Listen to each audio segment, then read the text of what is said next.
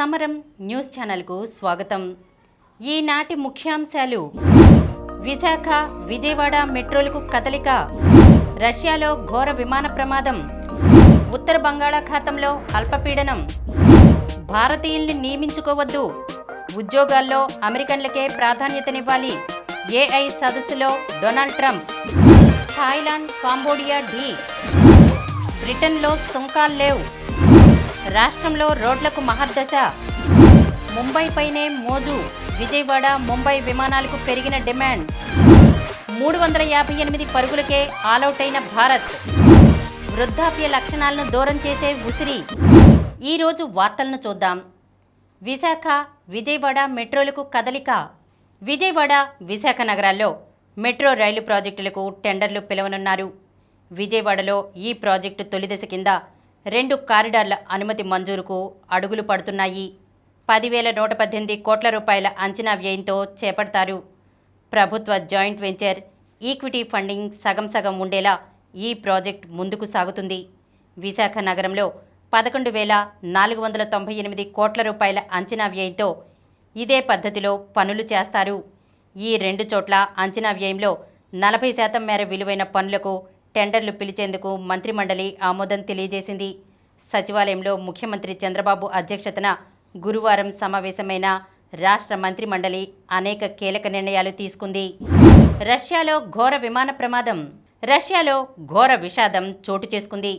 మొత్తం 49 మందితో వెళ్తున్న ప్రయాణికుల విమానం అమూర్ ప్రాంతంలోని ఓ అడవిలో కుప్పకూలింది. విమానంలో పెద్ద ఎత్తున మంటలు చెలరేగడంతో 6 సిబ్బంది సహా 49 మంది ప్రాణాలు కోల్పోయారు. వీరిలో 5 చిన్నారులున్నారు. తొలుత ఈ విమానం అదృశ్యమైనట్లు వార్తలు రాగా కాసేపటికే అది కూలిపోయినట్లు అధికారులు నిర్ధారించారు. అంగారా ఎయిర్లైన్స్కు చెందిన AN-24 విమానం గురువారం ఉదయం బ్లాగోవెషెంకో పట్టణం నుంచి చైనా సరిహద్దుల్లో ఉన్న టిండాకు బయలుదేరింది. మరికొద్ది సేపట్లో గమ్యాన్ని చేరుకుంటుందనగా రాడార్ నుంచి విమానం అదృశ్యమైంది.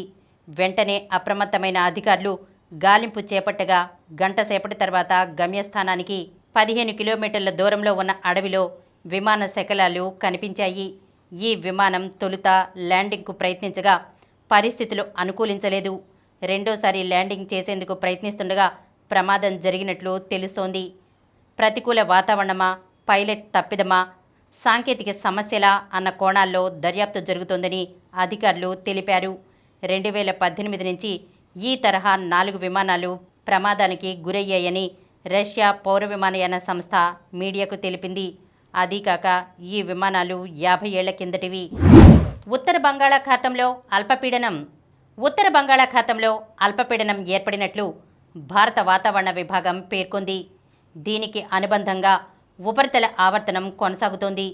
ఇది ఈ రోజుకి మరింత బలపడుతుందని, క్రమంగా పశ్చిమ వాయువ్య దిశగా కదులుతూ పశ్చిమ బెంగాల్, ఉత్తర ఒడిశా తీరాల వైపు కదిలే అవకాశముందని ఈఎండీ తెలిపింది. మరోవైపు అల్పపీడన ప్రాంతం వరకు రుతుపవన ద్రోణి కొనసాగుతోంది. వీటి ప్రభావంతో రాష్ట్రంలోని పలు ప్రాంతాల్లో ఆదివారం వరకు భారీ వర్షాలు కురిసే అవకాశముందని అమరావతి వాతావరణ కేంద్రం పేర్కొంది. ఉద్యోగాల్లో భారతీయుల్ని నియమించుకోవద్దు, అమెరికాకే ప్రాధాన్యతనివ్వాలి, ట్రంప్. టెక్ ఉద్యోగాల్లో అమెరికన్లకే ప్రాధాన్యతనివ్వాలని, భారతీయులను నియమించుకోవద్దని అమెరికా అధ్యక్షుడు డొనాల్డ్ ట్రంప్ పిలుపునిచ్చారు. వాషింగ్టన్లో జరిగిన ఏఐ సదస్సులో ఆయన మాట్లాడుతూ గూగుల్, మైక్రోసాఫ్ట్ వంటి దిగ్గజ టెక్ సంస్థలకు సున్నితంగా సూచనలు చేశారు. తాను ముందు నుంచి జపిస్తున్న అమెరికా ఫస్ట్ నినాదాన్ని పరోక్షంగా ప్రస్తావిస్తూ టెక్ కంపెనీల గ్లోబలిస్ట్ మైండ్ సెట్ను ఆయన విమర్శించారు. ఇప్పుడు విదేశీయులను నియమించుకోవడాన్ని ఆపేయాలి, అమెరికన్లకు ఉద్యోగాలివ్వాలి, అమెరికన్లు తమను పట్టించుకోవడం లేదనే భావనలో ఉన్నారు. దేశంలో లభించే స్వేచ్ఛను వాడుకుంటున్న చాలా టెక్ కంపెనీలు ఇతర దేశాల్లో పెట్టుబడులు పెడుతున్నాయి. నా పాలనలో ఈ సంస్కృతికి ముగింపునిస్తాను అని వ్యాఖ్యానించారు. థాయిలాండ్ కాంబోడియా ఢీ. ఆగ్నేయాసియాలో యుద్ధ మేఘాలు కమ్ముకున్నాయి. పురాతన హిందూ ఆలయాలున్న ప్రాంతం కోసం థాయిలాండ్, కాంబోడియా యుద్ధానికి దిగాయి. దశాబ్దాలుగా కొనసాగుతున్న సరిహద్దు వివాదం కొన్నేళ్లుగా ఇరు దేశాల మధ్య ఉప్పు నిప్పుగా ఉన్న పరిస్థితిలో కాంబోడియాకు చెందిన డ్రోన్లు వివాదాస్పద ప్రాంతం మీద సంచరించడంతో అగ్గిరాజుకుంది. ఇరు దేశాల సైన్యాలు సరిహద్దుల వెంట పరస్పరం కాల్పులకు దిగాయి. తప్పు మీదంటే మీదంటూ ఇరు దేశాల నేతలు ఆరోపణల పర్వం, రాయబారులు, దౌత్యాధికారుల బహిష్కరణ వంటి పరిణామాలు వేగంగా చోటు చేసుకున్నాయి. కొన్ని గంటల్లోనే పరస్పరం దాడులకు దిగాయి. గురువారం థాయిలాండ్పై BM-21 రాకెట్లు, శతఘ్నులతో కాంబోడియా దాడులు చేసింది. థాయిలాండ్ కూడా యుద్ధ విమానాలతో విరుచుకుపడింది. 6 F-16 యుద్ధ విమానాలతో కాంబోడియాలోని 2 మిలిటరీ స్థావరాలపై దాడి చేసినట్లు థాయ్ రక్షణ శాఖ ప్రతినిధి సురసంత్ కాంగ్సిరి ప్రకటించారు. ఇరు దేశాల మధ్య సరిహద్దుల్లో 6 చోట్ల కాల్పులు కొనసాగుతున్నట్లు చెప్పారు. కాంబోడియా ప్రయోగించిన శతఘ్నిగుళ్లతో సరిహద్దులో పౌర ఆవాసాలు ధ్వంసమయ్యాయని, ఒక సైనికుడితో పాటు 11 మంది పౌరులు మరణించారని థాయ్ ఆరోగ్య శాఖ ప్రకటించింది. మరో 7 సైనికులు, 24 మంది పౌరులు గాయపడ్డారని తెలిపింది. బ్రిటన్లో సుంకాలు లేవు.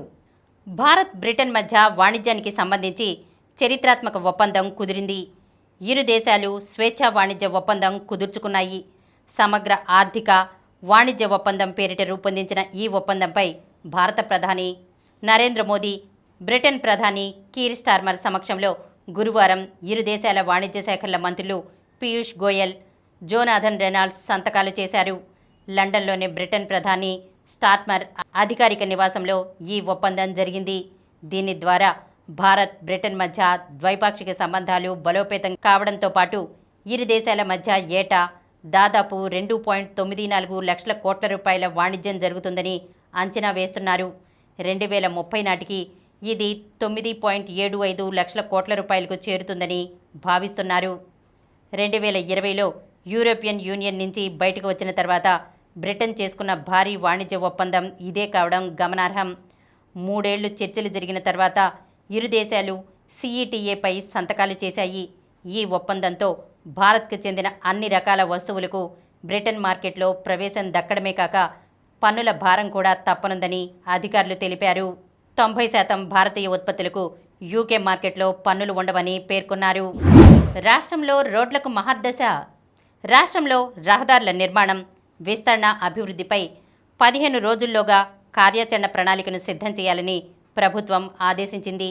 ఆ ప్రణాళిక ప్రకారం భవిష్యత్తులో రహదారుల నిర్మాణం జరిగేలా చర్యలు తీసుకుంటామని ముఖ్యమంత్రి చంద్రబాబు స్పష్టం చేశారు. గురువారం రహదారుల పరిస్థితిపై ఆయన సమీక్ష చేశారు. రాష్ట్రంలో రహదారుల మరమ్మతుల కోసం అదనంగా మరో 500 కోట్ల రూపాయల నిధులు ఇవ్వాలన్న R&B ప్రతిపాదనకు సీఎం గ్రీన్ సిగ్నల్ ఇచ్చారు. ఏడాది వ్యవధిలో రాష్ట్రంలో రహదారుల మరమ్మతులకు 1,800 కోట్ల రూపాయల మేర నిధులను ప్రభుత్వం కేటాయించింది. ఇప్పుడు అదనంగా మరో 500 కోట్ల రూపాయలు ఇవ్వాలని నిర్ణయించింది. ఇదిలా ఉంటే 1,000 కోట్ల రూపాయల నిధులతో రాష్ట్రంలో మరో 2,000 కిలోమీటర్ల మేర కొత్త రహదారుల నిర్మాణానికి రంగం సిద్ధం చేయాలని సీఎం ఆదేశించారు. ఇందుకు సంబంధించి R&B ఇచ్చిన ప్రతిపాదనలను పరిశీలించిన ఆయన టెండర్లకు ఏర్పాటు చేసుకోవాలని నిర్దేశించారు. రాష్ట్రంలో ఇంకా ఎన్ని రోడ్లకు మరమ్మతులు చేయాలి, ఏవి కొత్తగా నిర్మించాలి, నిర్వహణకు వేటిని ఇవ్వాలన్న అంశాలపై 15 రోజుల్లో కార్యాచరణ నివేదికను సమర్పించాలని సీఎం ఆదేశించారు. ముంబైపైనే మోజు. విజయవాడ టు ముంబై విమానాలకు పెరిగిన డిమాండ్. దేశ ఆర్థిక రాజధాని ముంబైకి విజయవాడ విమానాశ్రయం నుంచి డిమాండ్ మరింత పెరిగింది. ఇప్పటి వరకు సగటున 100 సీట్ల ఆక్యుపెన్సీ ఉండగా కొద్ది కాలంగా 150 నుండి 160 సీట్ల ఆక్యుపెన్సీ నమోదవుతోంది. విజయవాడ నుంచి ప్రస్తుతం ముంబైకి 2 విమానాలు నడుస్తున్నాయి. ఒక విమాన సర్వీస్ను ఎయిర్ ఇండియా ఎక్స్ప్రెస్ నడుపుతుండగా మరో విమాన సర్వీస్ను ఇండిగో ఎయిర్లైన్స్ నడుపుతోంది. 2 విమానయాన సంస్థలు కూడా ముంబైకి ఎయిర్ బస్లను నడుపుతున్నాయి. ఎయిర్ బస్ విమానాలలో 180 సీటింగ్ ఉంటుంది. సగటున 100 సీట్లు నిండితే 60% ఆక్యుపెన్సీ ఉన్నట్లే లెక్క. విమానాలలో 60% ఆక్యుపెన్సీ ఉంటే ఆ సర్వీసుకు వైబిలిటీ ఉన్నట్లే. ముందుగా ఎయిర్ ఇండియా ఎక్స్ప్రెస్ విమానయాన సంస్థ ముంబైకి విమాన సర్వీస్ను ప్రవేశపెట్టినప్పుడు 90% పైగా ఆక్యుపెన్సీ ఉండేది. ఈ ఆక్యుపెన్సీని దృష్టిలో పెట్టుకుని ఇండిగో ఎయిర్లైన్స్ సంస్థ పోటీగా ముంబైకి విమాన సర్వీసును ప్రవేశపెట్టింది. దీంతో 2 విమానయాన సంస్థలకు ఆక్యుపెన్సీ తగ్గింది. సగటున 100, 110 సీట్లతో వెళుతుండేవి. కొద్ది కాలంగా ఈ పరిస్థితిలో భారీగా మార్పు వచ్చింది. సగటున 150 నుండి 160 సీట్ల ఆక్యుపెన్సీతో ముంబైకి వెళ్తున్నాయి. వీకెండ్స్లో అయితే సిట్టింగ్ ఆక్యుపెన్సీ 180గా ఉంటోంది. 358 పరుగులకే ఆలౌట్ అయిన భారత్ 4వ టెస్టులో టీమిండియా గట్టి పరీక్షను ఎదుర్కొంటోంది. రెండో రోజు ఆధిపత్యాన్ని ప్రదర్శించిన ఇంగ్లాండ్ మంచి ఆధిక్యం దిశగా సాగుతోంది. ఓపెనర్లు డకెట్ 100 బంతుల్లో 94, క్రాలీ 113 బంతుల్లో 84 చెలరేగడంతో గురువారం ఆట ముగిసే సమయానికి ఇంగ్లాండ్ తొలి ఇన్నింగ్స్లో 2 వికెట్ల నష్టానికి 225 పరుగులు చేసింది. అంతకుముందు ఓవర్నైట్ స్కోర్ 4 వికెట్ల నష్టానికి 264 పరుగులతో మొదటి ఇన్నింగ్స్ కొనసాగించిన భారత్ 358 పరుగులకు ఆలౌట్ అయింది. గాయంతో ఇబ్బంది పడుతూనే పంత్ అర్ధశతకం పూర్తి చేశాడు. చేతిలో 8 వికెట్లున్న ఇంగ్లాండ్ ఇంకా 133 పరుగులు మాత్రమే వెనుకబడి ఉంది. మూడో రోజు ఆ జట్టును భారత్ ఎంత మేర కట్టడి చేయగలదన్న దానిపైనే మ్యాచ్ గమనం ఆధారపడి ఉంటుంది. ఈ మ్యాచ్తో భారత్ పేసర్ అన్షుల్ కాంబోజ్ అరంగేట్రం చేశాడు. వృద్ధాప్య లక్షణాలను దూరం చేసే ఉసిరి. ఉసిరిలో అనేక ఆరోగ్య ప్రయోజనాలు ఉన్నాయి. ఉసిరిలో విటమిన్ సి అధికంగా ఉండడం వలన శరీరానికి రోగనిరోధక శక్తిని పెంచుతుంది. ఉసిరిలో యాంటీ బ్యాక్టీరియల్, యాంటీ ఆక్సిడెంట్ గుణాలు ఉంటాయి. ఇది శరీరంలోని టాక్సిన్లను తొలగిస్తుంది. ఉసిరి రసాన్ని రోజూ తాగడం వల్ల అజీర్ణం, గ్యాస్, ఎసిడిటీ వంటి సమస్యలు తగ్గుతాయి. ఉసిరిలో యాంటీ ఏజింగ్ గుణాలు ఉండటం వల్ల చర్మానికి నిగారింపు వస్తుంది. వృద్ధాప్య లక్షణాలు తగ్గుతాయి. ఉసిరి జుట్టు పెరుగుదలకు సహాయపడుతుంది. జుట్టు ఊడకుండా నల్లగా మెరిసేలా చేస్తుంది. ఉసిరిలో ఉండే విటమిన్లు కంటి చూపును మెరుగుపరుస్తాయి. కంటి మంట, చూపు తగ్గడం వంటి సమస్యలను తగ్గిస్తాయి. ఉసిరి రక్తాన్ని శుద్ధి చేయడంలో సహాయపడుతుంది. విటమిన్ సి అధికంగా ఉండటం వల్ల ఇది రక్త హిమోగ్లోబిన్ను పెంచుతుంది. ఉసిరి షుగర్ లెవెల్స్ని నియంత్రణలో ఉంచుతుంది. ఇది ప్యాంక్రియాస్ ఫంక్షన్ను మెరుగుపరుస్తుంది. ఉసిరి రక్తపోటును నియంత్రించడంలో సహాయపడుతుంది. గుండె ఆరోగ్యాన్ని మెరుగుపరుస్తుంది. ఇప్పుడు కొన్ని సంక్షిప్త వార్తలను చూద్దాం. ఇకపై ఆఫ్లైన్లోనే డిగ్రీ అడ్మిషన్లు. ఇకపై డిగ్రీ అడ్మిషన్లను పూర్తిగా ఆఫ్లైన్ విధానంలోనే చేపట్టాలని ప్రభుత్వం నిర్ణయించింది. విద్యార్థికి అడ్మిషన్ ఇచ్చిన తర్వాత ఆ వివరాలను ఆఫ్లైన్లో అప్లోడ్ చేసే విధానానికి అంగీకారం తెలిపింది. చెస్ ప్రపంచ కప్ ఫైనల్లో హంపి. మరో భారత క్రీడాకారిణి దివ్యతో ఢీ. ఇప్పటిదాకా ఫిడే మహిళల చెస్ ప్రపంచ కప్లో ఏ భారత క్రీడాకారిణి సెమీస్ చేరిన చరిత్రే లేదు. అలాంటిది ఈ ఏడాది ట్రోఫీయే భారత్ సొంతం కాబోతోంది. ఈసారి ప్రపంచ కప్లో ఫైనల్ చేరిన 2 క్రీడాకారిణులు భారతీయులే కావడం విశేషం. ఇందులో ఒకరు తెలుగమ్మాయి కోనేరు హంపి. ఈ గ్రాండ్ మాస్టర్ సెమీస్లో అద్భుత ప్రదర్శనతో ఫైనల్కు దూసుకెళ్లింది. చైనా క్రీడాకారిణి లీ టింగ్జీతో సెమీస్లో హంపి 2 గేమ్లను డ్రాగా ముగించడంతో టై బ్రేక్ అనివార్యమైంది. గురువారం టై బ్రేక్లో హంపి 5-3తో విజయం సాధించింది. పాక్కు ఊరట విజయం. బంగ్లాదేశ్కు టీ20 సిరీస్ను కోల్పోయిన పాకిస్తాన్ నామమాత్రమైన 3వ మ్యాచ్లో ఘన విజయం సాధించి ఊరట పొందింది. గురువారం ఆ జట్టు 74 పరుగుల తేడాతో బంగ్లాను చిత్తు చేసింది. సింధుకు ఉన్నతి షాక్.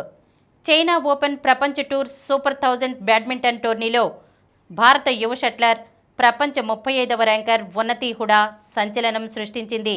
డబుల్ ఒలింపిక్ పతక విజేత భారత స్టార్ క్రీడాకారిణి పివి సింధుకు ఉన్నతి షాక్ ఇచ్చింది.